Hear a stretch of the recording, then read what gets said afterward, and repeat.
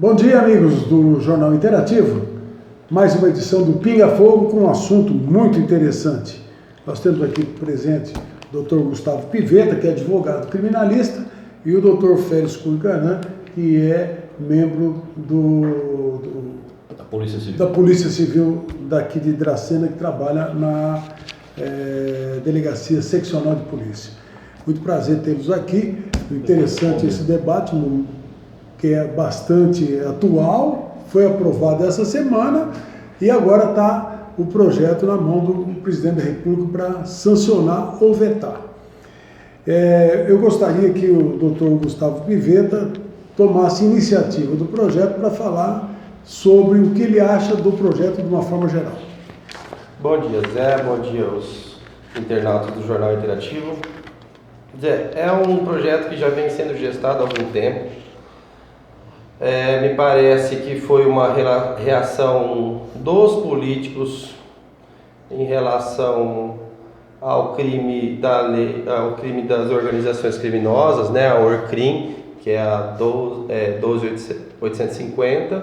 Então essa lei ela viria para balancear todo o poder que passou a ter o Poder Judiciário e o Ministério Público no combate ao crime. Né? A Lei 12.850, hoje a gente percebe que ela deixou alguns tipos penais abertos, então isso deu muita margem a interpretações subjetivas que a gente fala, né? Ou seja, do sentimento, do íntimo, não uma questão objetiva, né?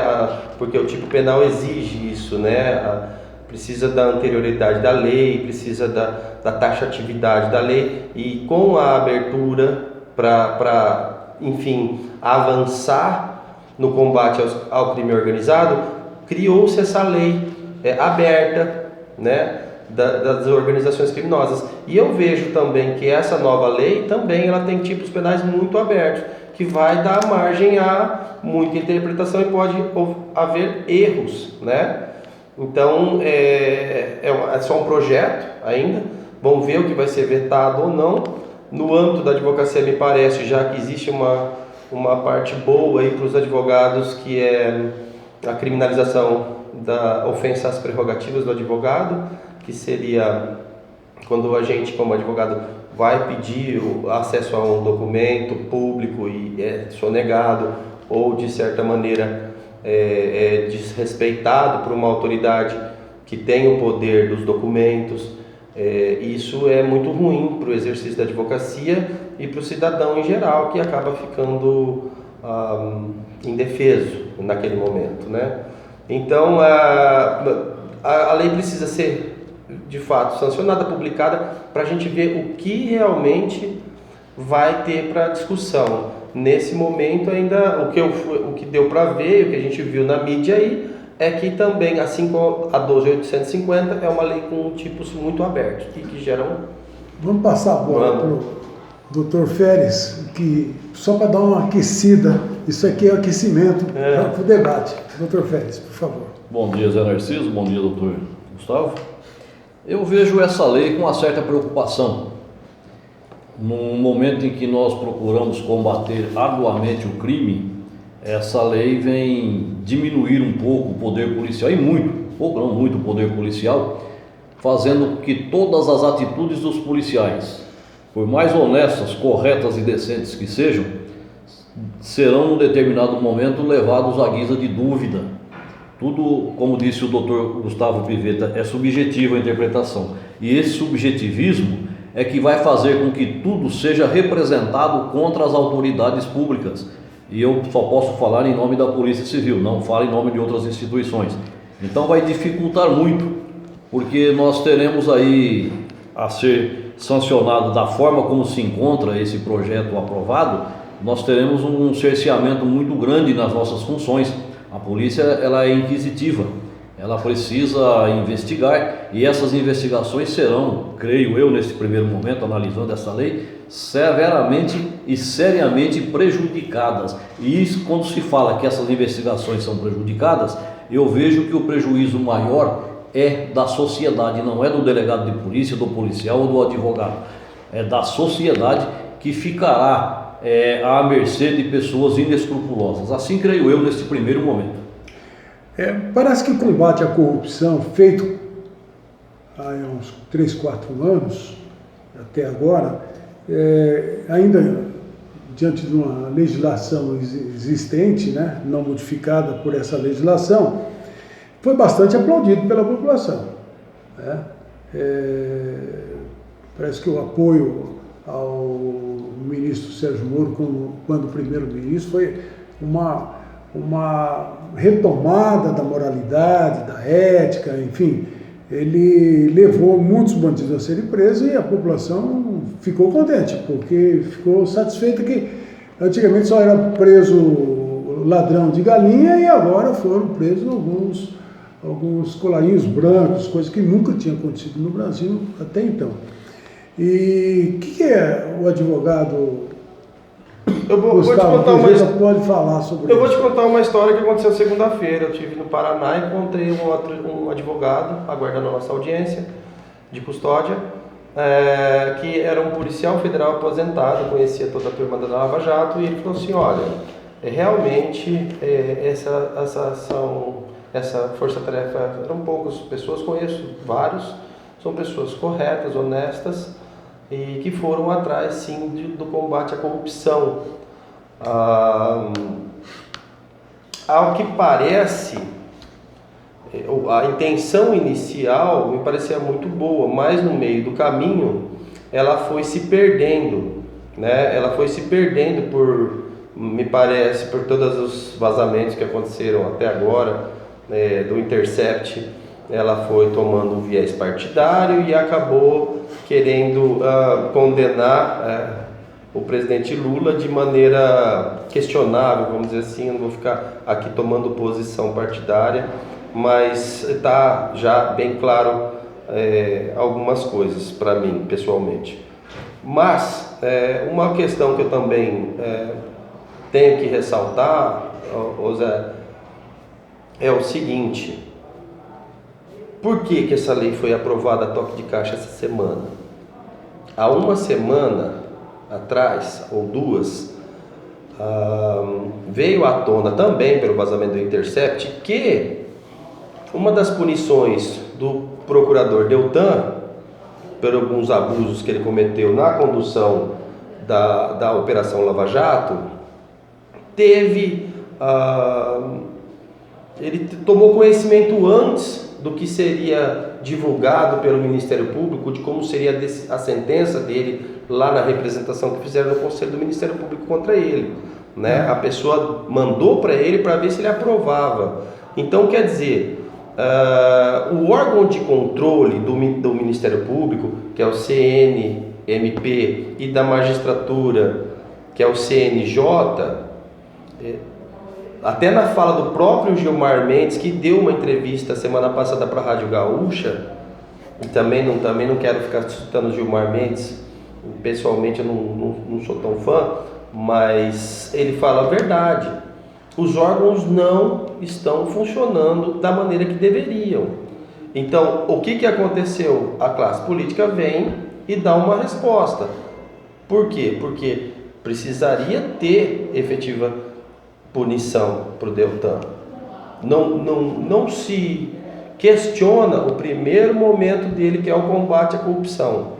Questiona o caminho que ele acabou tomando. E na própria lei de abuso de autoridade, o senhor me permite, doutor? Aqui no primeiro artigo, aqui no primeiro parágrafo, ela fala isso. Ela fala o quê? Ela fala assim, as condutas descritas nessa lei constituem crime de abuso de autoridade quando praticadas pelo agente com finalidade específica de prejudicar outrem ou beneficiar a si mesmo ou a terceiro, ou ainda por mero capricho ou satisfação pessoal. Então, vamos dizer assim, está descrito que precisa ter efetivamente a finalidade de prejudicar ou de se beneficiar, né? Então, nesse sentido é que eu acho que os políticos lá da Câmara fizeram isso a toque de caixa, vamos dizer assim, porque realmente o órgão de controle percebeu-se que não funcionou da maneira que precisava. Ou então, deixaram passar por esse bem maior, que seria o combate à corrupção, que está muito na moda, né? E aí a gente chegaria... Devia ser permanente, né? Não, mas daí a gente chegaria lá no Maquiavel, no século XV, que os fins justificam os meios, e a gente já não está mais, a nossa sociedade já evoluiu.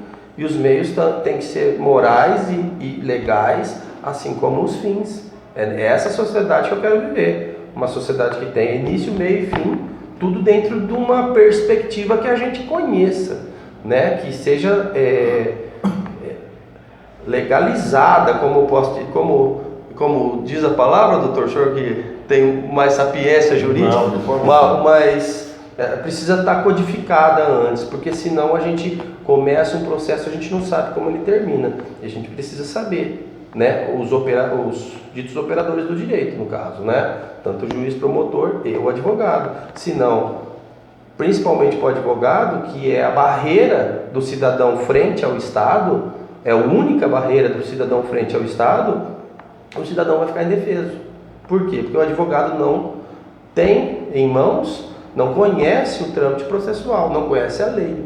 A lei está sendo aplicada de maneira diferente do que está escrito, né?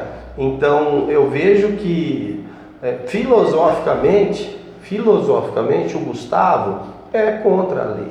Mas, momentaneamente, me parece ser uma lei que precisa vir à tona. Você falou que filosoficamente você seria contra, por quê? Porque eu sou um abolicionista, não acredito que o direito criminal resolva os problemas da sociedade. Eu acredito que não adianta você fazer uma lei para endurecer o tráfico que vai acabar o tráfico. Não adianta você fazer uma lei para coibir o abuso de autoridade, que a autoridade que abusa com frequência da autoridade vai parar. O direito penal não é a solução dos nossos males enquanto sociedade, né? Então você percebe que nas periferias não tem lazer, não tem educação, não tem saúde, tem o quê? Segurança. A segurança vai lá, e a segurança faz o quê? Porque estão tudo no artigo 6º da Constituição, isso aí. Saúde, educação, tudo. Esses são os direitos sociais que a gente chama, né? A segurança vai o quê? Leva o direito penal. Por quê? Porque nada resolveu. Aquela sociedade ali, aquele núcleo, não foi socializado. Aí eles prendem e falam, vamos ressocializar. Não vai ressocializar se ele sequer foi socializado. Então o que precisa efetivamente é educação, o que precisa é dignidade da pessoa humana, promoção das pessoas. Não simplesmente ir lá e prender o jovem negro e de periferia, que a gente sabe que esse é o público maior no ambiente penitenciário, né? São os jovens negros de periferia. Eu me permito concordar de início com o seguinte: o brasileiro tem a mania de resolver tudo na base da lei. Não deu certo, faz uma lei. E a lei penal não é para isso. Ela é muito mais rácio daquilo que deve ser feito para melhorar a sociedade. Eu vejo com preocupação uma lei quando ela deixa a sociedade praticamente à mercê da criminalidade, porque a criminalidade ela não vai defender direitos humanos da sociedade, ela ataca os direitos humanos.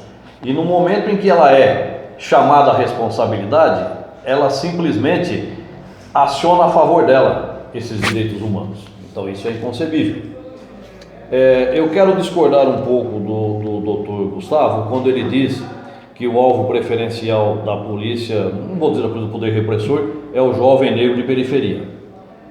Ele está enquadrado, porém a maioria não é só desse tipo de gente. Sim. Todos que são criminosos, aqueles que foram descobertos em suas ações.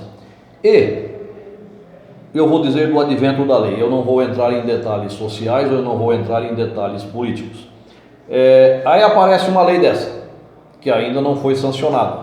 Uma parte da sociedade pede a sanção total e a outra pede o veto total. Só aqui eu vou falar de eleição. O Brasil ficou dividido em duas partes. Uma parte que venceu a eleição, uma parte que perdeu a eleição. Então é óbvio, uma parte quer a lei, a outra parte não quer a lei. E nessa cruzada anticorrupção que o Brasil entrou de uns tempos para cá,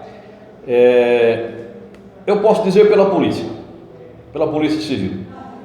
Nós não temos tido, não somos chamados à responsabilidade por abusos de autoridade. Já tínhamos uma lei de 1965 que nos traz à baila as nossas obrigações, e nós, na condição de policiais civis, mormente do estado de São Paulo, nós buscamos trabalhar com a maior retidão possível.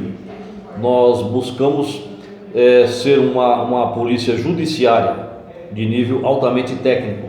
Nós estudamos, nós fazemos cursos, nós adquirimos equipamentos, o Estado propicia um conhecimento maior para o combate à corrupção, e nós fazemos isso. O que nos causa um certo espanto, uma certa estranheza nessa lei, é que ela taxa de ilegal todas as condutas. Eu lhe dou um exemplo. Nós vamos indiciar alguém.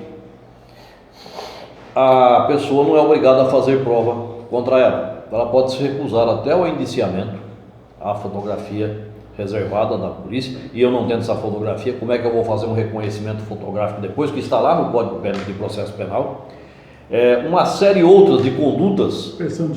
Impressão digital também não poderemos.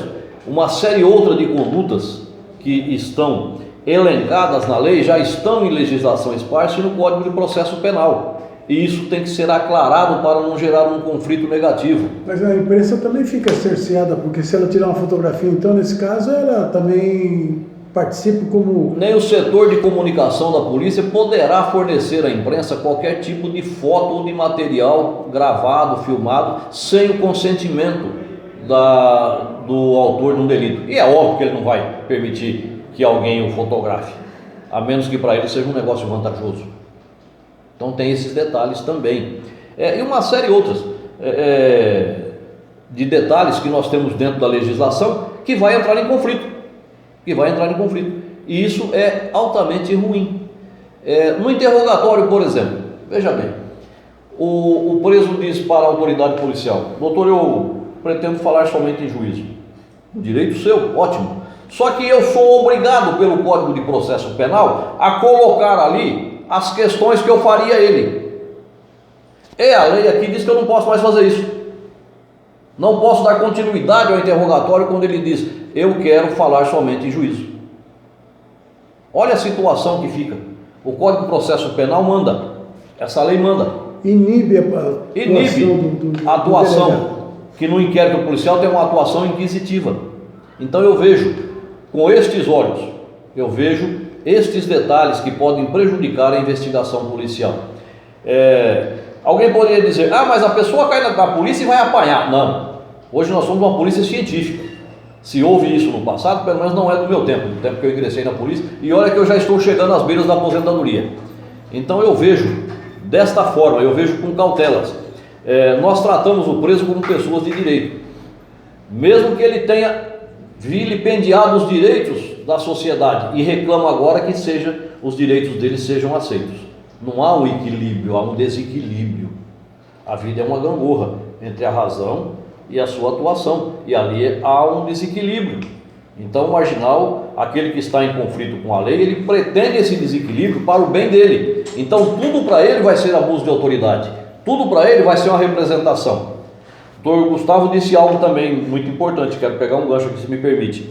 O senhor disse que a atuação do advogado vai ser muito maior. Exatamente, vai ser muito maior. O advogado será acionado a todo instante pelo autor de um delito para dizer que está sendo abusado, está sendo violentado. Então há essa cautela.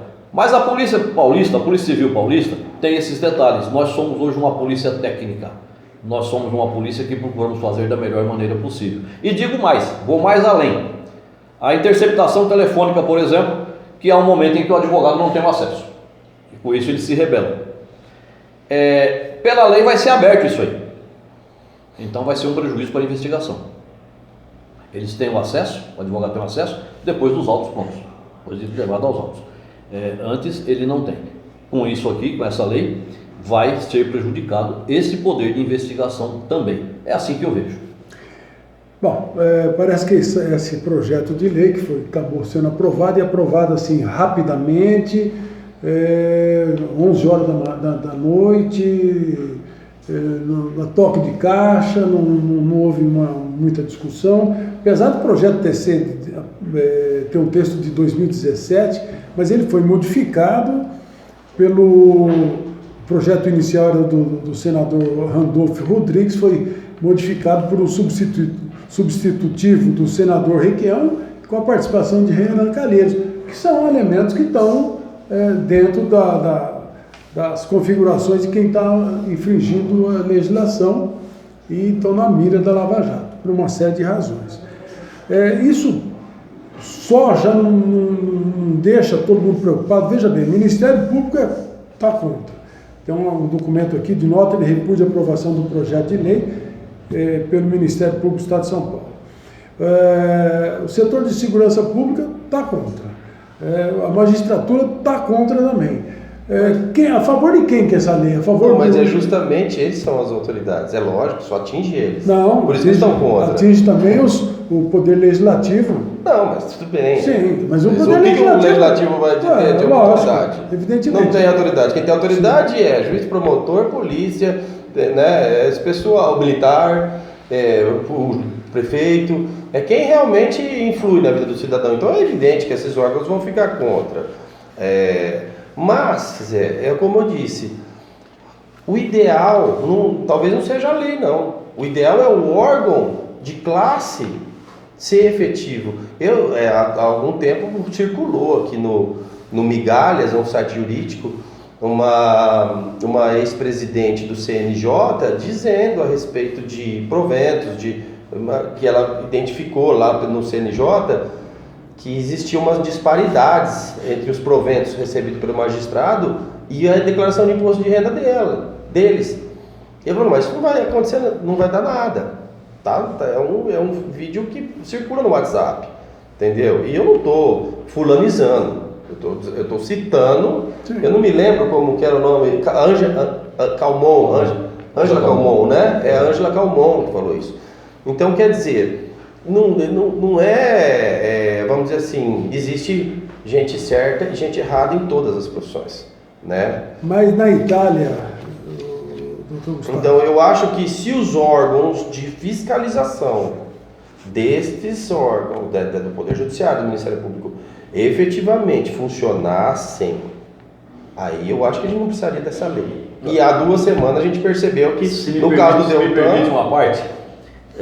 na condição de policial civil, já com tempo avançado, eu posso dizer aos senhores tranquilamente do alto da cátedra da Polícia Civil: não há um órgão mais fiscalizado nesse país do que a Polícia Civil. Não há. Nós sofremos fiscalizações de todos os tipos. São dos superiores hierárquicos, do Ministério Público, do Poder Judiciário, Tribunal de Contas, Secretaria da Fazenda, ouvidorias e uma série outra. Então, nós somos investigados, nós somos auditados diariamente, constantemente. E dentro desse poder que esses órgãos têm de fiscalização da Polícia Civil, posso dizer aos senhores, a gente tem trabalhado com muita galhardia, com muita fidalguia, temos trabalhado em respeito ao ordenamento jurídico.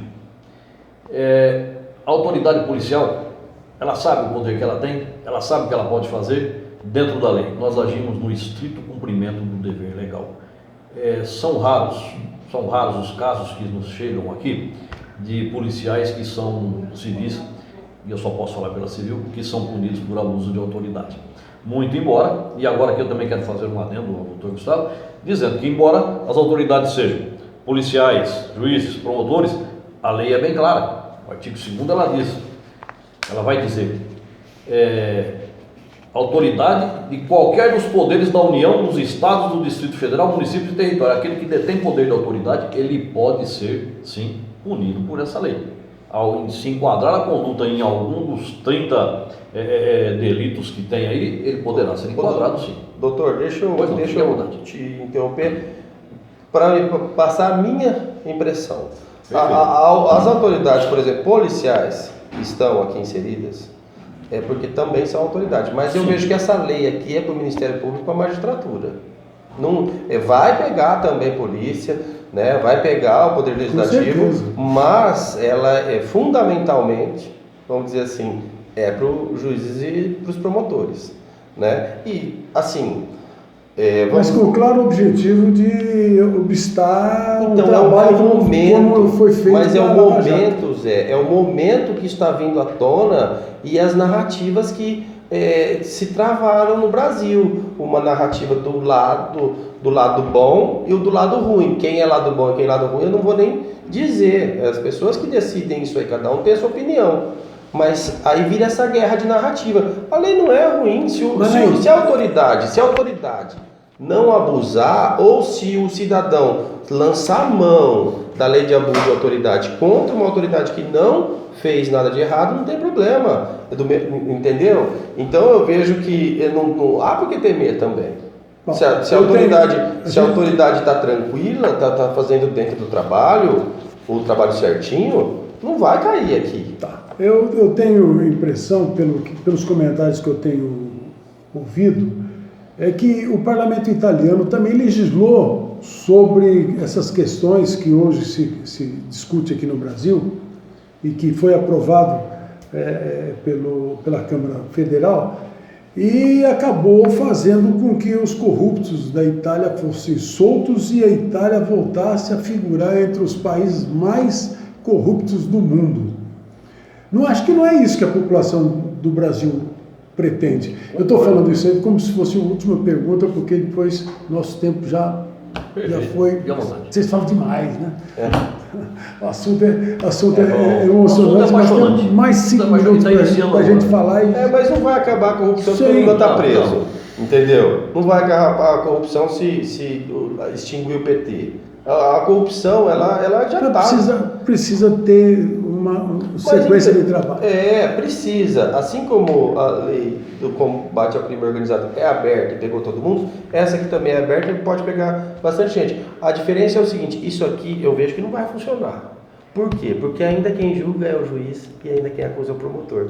O que precisa acontecer é efetivamente um órgão de controle, a própria classe. Falar assim, não, você está errado, você vai ser punido. O que não pode é um juiz se aposentar. Mas se dependesse disso na Câmara, nunca ninguém teria sido caçado. Nós temos senador hoje que cumpre pena à noite e volta de dia. Quer dizer, é um absurdo. Não, isso é um absurdo. As coisas que são incompatíveis com uma sociedade evoluída, e nós queremos uma evolução. Doutor, infelizmente o nosso tempo acabou. Eu queria que o senhor fizesse as suas considerações. Faço. É uma satisfação a gente falar sobre esse assunto, principalmente porque ele começou agora. Se houve debates anteriores, não chegaram até a gente. Então nós temos muita coisa para fazer. E a gente vê que é uma lei que ela é recheada de imperfeições jurídicas. Dou um exemplo aqui, olha, gritante. Lá no artigo 15, no inciso 2, se eu estiver autuando alguém em flagrante, ele fala, eu quero meu advogado. Perfeito, vou chamar o advogado. Mas ele diz, não, meu advogado é lá do Amazonas. Eu quero ele aqui agora. Você tem o telefone dele? Não tenho. Eu tenho do vizinho, do amigo, do primo, do parente. E esse advogado não virá, e como é que nós vamos fazer? O Supremo já decidiu isso daí. Então é questão decidida. Não precisa ter a presença do advogado ali, com devido respeito. Já é questão decidida, então nós vamos fazer o flagrante. Então são detalhes que atravancam a investigação policial.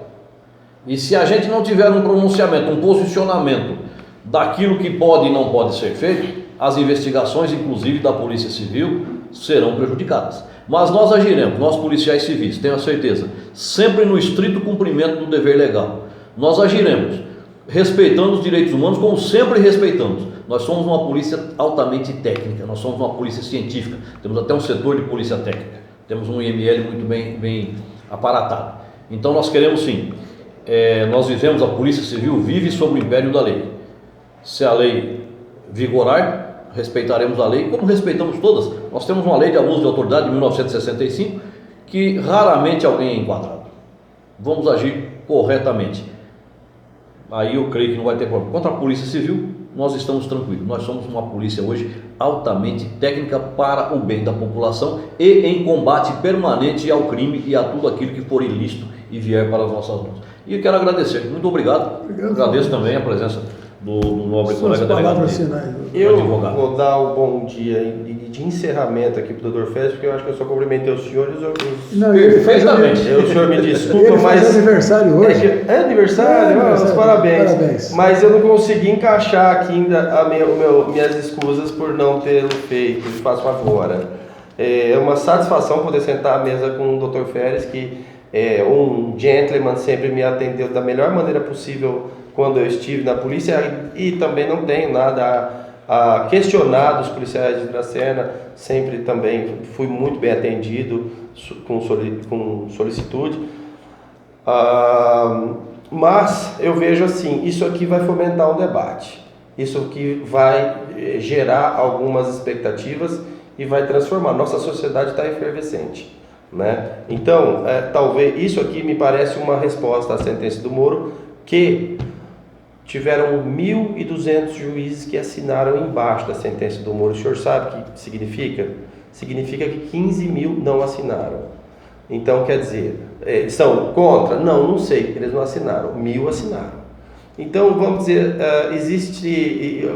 teve muitas ultrajes à Constituição nesse processo da Lava Jato.